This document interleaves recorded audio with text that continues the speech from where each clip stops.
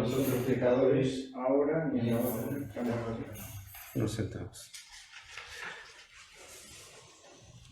Hubo a principios del siglo XX un acontecimiento que marcó mucho la historia del siglo XX y se comentó y se hicieron películas sobre eso, que fue el hundimiento del barco, el Titanic, el barco inglés que iba de Inglaterra para Estados Unidos y que fue por 1910, 1908, que era lo máximo en materia de seguridad marítima y lo máximo en materia de lujo,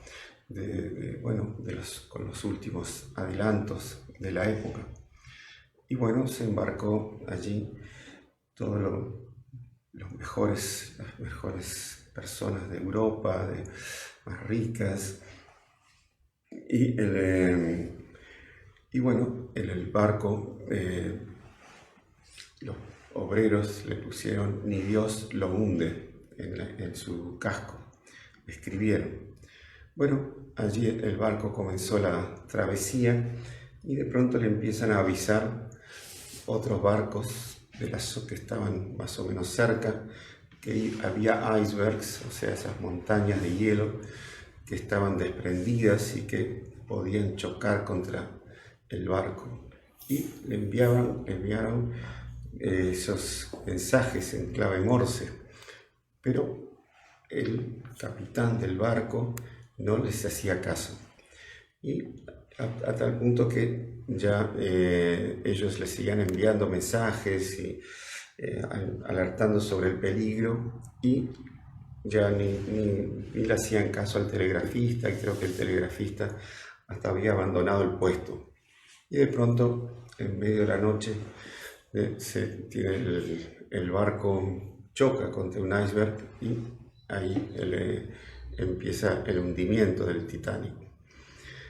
Pero había una fiesta y la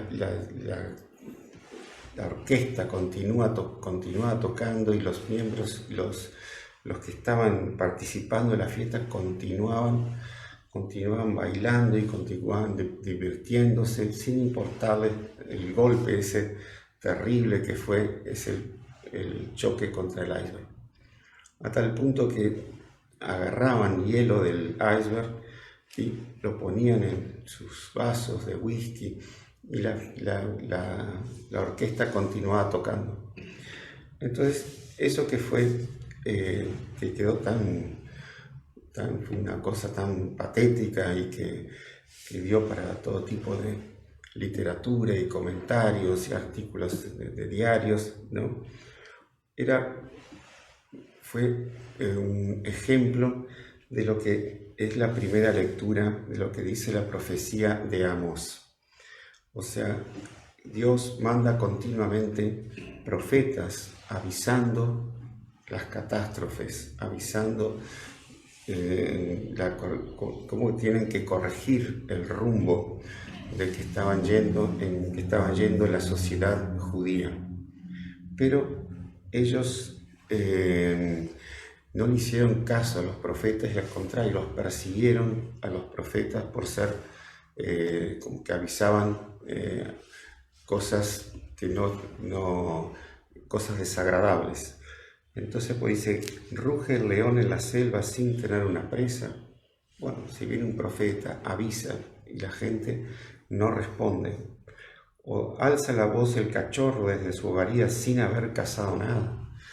Entonces, cosas que tendrían que producir una reacción y no provoca nada. La gente sigue en su pecado, la gente sigue en su vidita, en sus egoísmos, en sus pequeños gustos, pequeños caprichos, manías, y se olvida completamente de Dios.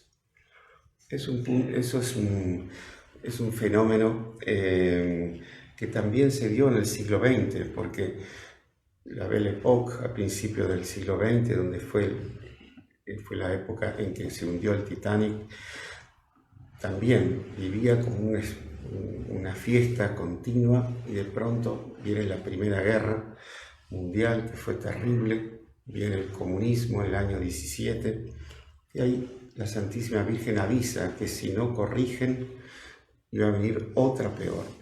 Si no empiezan a hacer penitencia y si no empiezan a rezar el rosario, vendría otra peor. Y bueno, 20 años después, más o menos, vino otra peor. Y entre las dos guerras hubo toda una época en que se llamó los años locos, las personas completamente enloquecidas por divertirse y por pecar, y bueno, con los nuevos inventos, y bueno, y allí otra guerra. Pensaríamos que el mundo con esa segunda guerra se hubiese vuelto hacia Dios, pero al contrario, el mundo continuó pecando con pecados cada vez mayores y completamente indiferente de Dios.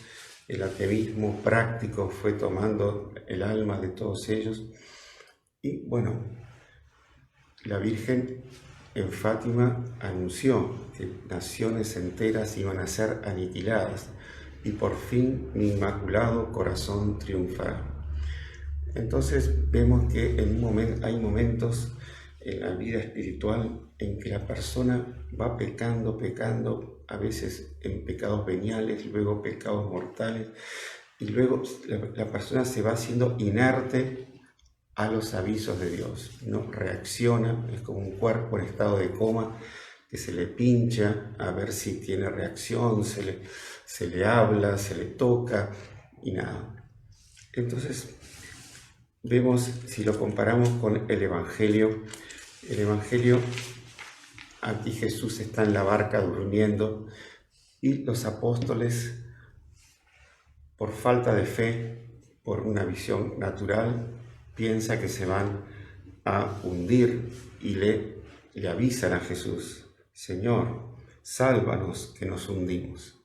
Es una reacción natural, es una reacción buena dentro de la naturaleza. Si bien que si hubiesen sido santos, no hubiesen tenido problemas, y con Jesús está todo arreglado. Pero bueno, Jesús igual les dice: hombres de poca fe. Dice: ¿por qué tienen miedo, hombres de poca fe? Y entonces ahí Jesús hace el milagro de parar el viento y el mar, para poner una gran calma. Y eso hace, dice: ¿quién es este que hasta el viento y el mar le obedecen? Entonces pidamos mucho a la Santísima Virgen no caer en esa frieza espiritual, que en esa frieza espiritual, en esa apatía espiritual, en esa falta de anhelo por progresar, por rezar, por santificarse, dice, esa tibieza nos lleva a la rampa del infierno. Entonces pidamos mucho a la Santísima Virgen esa gracia de siempre estar atento a las gracias que Dios nos manda, que el Espíritu Santo nos manda en su bondad. Continuamente Él está esperando nuestra reacción y tentando nuestra reacción. Por eso en el Salmo dice: pero yo, por tu inmensa bondad, llego hasta tu casa y me prostro ante tu santo templo con profundo temor. O sea, Dios está continuamente tratando como un mendigo, golpeando la casa, golpeando la puerta para que la persona reaccione y se salve. Bueno, pidamos mucho a la Virgen no hacer como en el Titanic, ni hacer como las personas del siglo XX, ¿no? Sino que pedir la gracia de reaccionar como estos mártires de Roma que dieron su vida por Dios y con eso convirtieron a todo el Imperio Romano, y bueno, fue el comienzo de la conversión de Europa. Pidamos mucho a través también de estos mártires. Ave María Purísima.